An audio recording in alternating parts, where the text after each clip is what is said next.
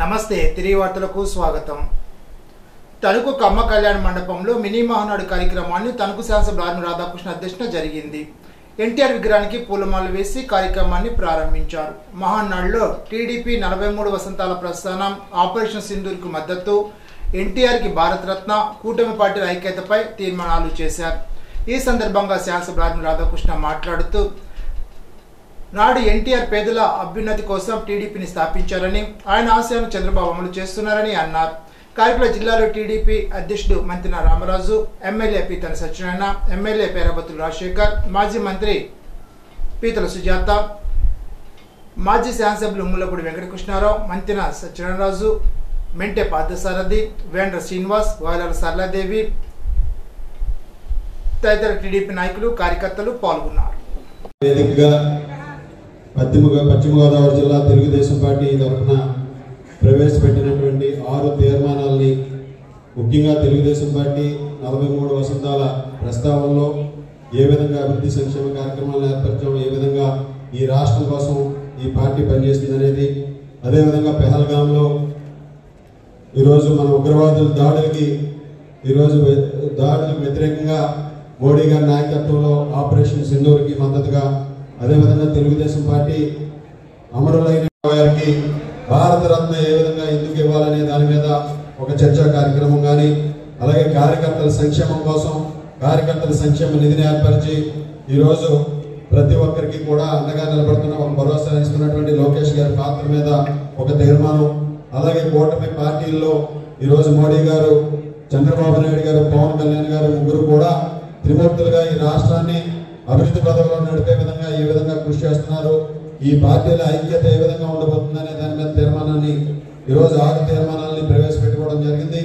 ఈ 6 తీర్మానాలని కూడా ఆమోదించే విధంగా ప్రతి ఒక్కరు కూడా గట్టిగా చెప్పడం ద్వారా ఈ సంఘీభావాన్ని ప్రకటించాలని కోరుకుంటూ ఈ తీర్మానాలని ఆమోదిస్తూ ఈ సభ ఈరోజు ముందుకు వెళ్తుందని సందర్భంగా తెలియజేసుకుంటూ, అదేవిధంగా ఈరోజు ఎవరైనా కార్యకర్తలకు కూడా ఈ సభలో మాట్లాడే అవకాశం కల్పిస్తాం. ఒక్కొక్క నియోజకవర్గం నుంచి ఒక్కొక్క కార్యకర్త మీరు పేర్లు ఇవ్వండి, ఎవరు వస్తే ముందు వాళ్ళకి అవకాశం ఇస్తాం. తణుకు నియోజకవర్గం తప్పి మిగిలిన 6 నియోజకవర్గాలకు సంబంధించి ఒక్కొక్క కార్యకర్త మీ పేర్లు ఇవ్వండి.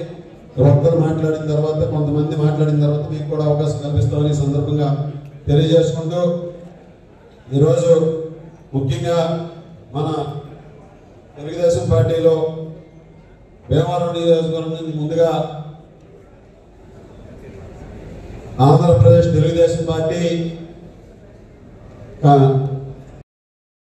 ఆంధ్రప్రదేశ్ ప్రభుత్వం ఎంతో ప్రతిష్టాత్మకంగా చేపట్టిన నాటు సారాయి నిర్మూలన కార్యక్రమం నవోదయం 2.0లో భాగంగా ఏలూరు ప్రొవిజన్ అండ్ ఎక్సైజ్ శాఖ డిప్యూటీ కమిషనర్ బి శ్రీలత ఆదేశాల మేరకు శనివారం తాడేపల్లిగూడెంలో దేవి ఎడ్యుకేషన్ సొసైటీ వారి ఆధ్వర్యంలో నిర్వహించబడుతున్న Deeksha de addiction and drug rehabilitation సెంటర్లో మద్యపాన, మత్తు పదార్థాల వ్యసనం విముక్తి కొరకు అవగాహన కల్పించడం అనే అంశంపై నిర్వహించిన కార్యక్రమంలో ముఖ్య అతిథిగా ఏలూరు ప్రొవిజన్ అండ్ ఎక్సైజ్ శాఖ assistant commissioner K V Nagaprabhu Kumar, అతిథులుగా పశ్చిమ గోదావరి జిల్లా district prohibition excise officer doctor R N Kumareswaran, assistant prohibition excise పశ్చిమ గోదావరి జిల్లా అధికారి ఆర్వి ప్రసాద్ రెడ్డి తదితరులు పాల్గొన్నారు.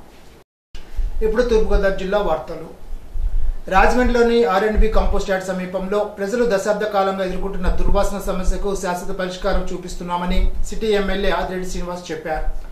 5.72 కోట్లతో పేపర్ మిల్ ఎదురు రోడ్డులోని డంపింగ్ యార్డులు ఏర్పాటు చేసిన లెగసీ వ్యర్థాల నిర్వహణ ప్లాంట్ను శనివారం ఆయన ప్రారంభించారు.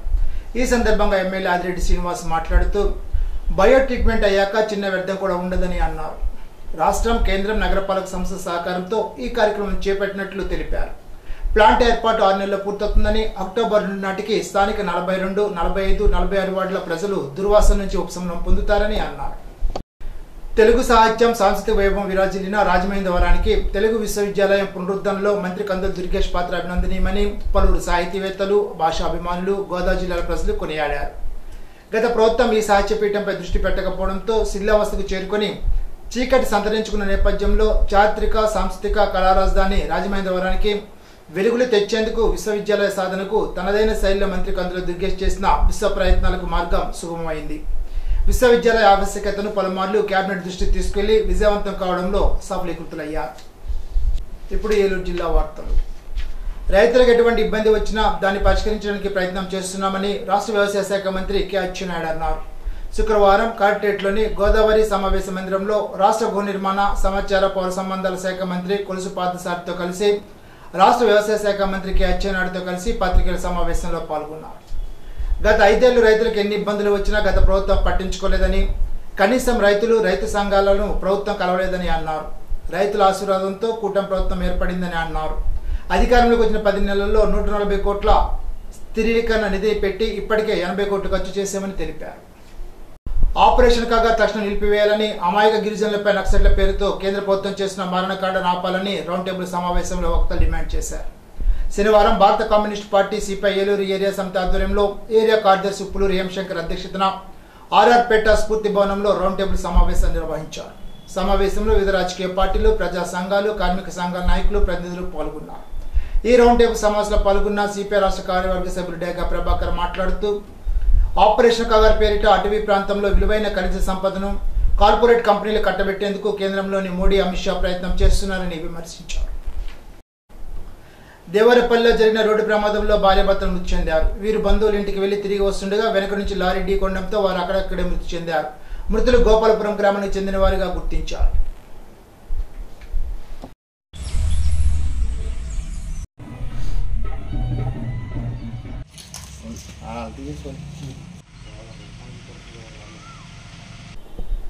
పేరుమంట మండలం మాటేరు హెచ్పి బంక్ సమీపంలో శుక్రవారం అర్ధరాత్రి జరిగిన రోడ్డు ప్రమాదంలో ఒక వ్యక్తి తలకి తీవ్ర గాయమైంది. వివరాల్లోకి వెళ్తే పూడూరు మండలం కౌటింగ్ గ్రామానికి చెందిన పులగం సత్యనారాయణ రెడ్డి సాయంత్రం రియల్ చెరువు వద్దకు వెళ్లి అర్ధరాత్రి సుమారు 12:30 ప్రాంతంలో ఇంటికి తిరిగి వస్తుండగా మాటేరులోని హెచ్పి సమీపంలో రోడ్డు మరమ్మతుల నిమిత్తం బారికేడ్లను అడ్డంగా ఉంచగా నిద్రమత్తులో బారికేడ్లను తన ద్విచక్ర వాహనంతో బలంగా ఢీకొట్టి రోడ్డుపై పడిపోవడంతో తలకు తీవ్ర గాయాలై అపస్మారక స్థితిలో వెళ్లడంతో అటుగా వెళ్తున్న 2 యువకులు గమనించి పెనుమంట్ర 108 అత్యవసర వాహనానికి సమాచారం అందించారు. ఈనాటి బంగారు మాట. ఆలస్యం చేయడం వల్ల సులువైన పని కష్టమవుతుంది, కష్టమైన పని అసాధ్యమవుతుంది. ఎమర్సన్. ఈ వార్త ఇంతటితో సమాప్తం. తిరిగి బిజినెస్ లో కలుసుకుందాం. అంతవరకు సెలవు. నమస్కారం.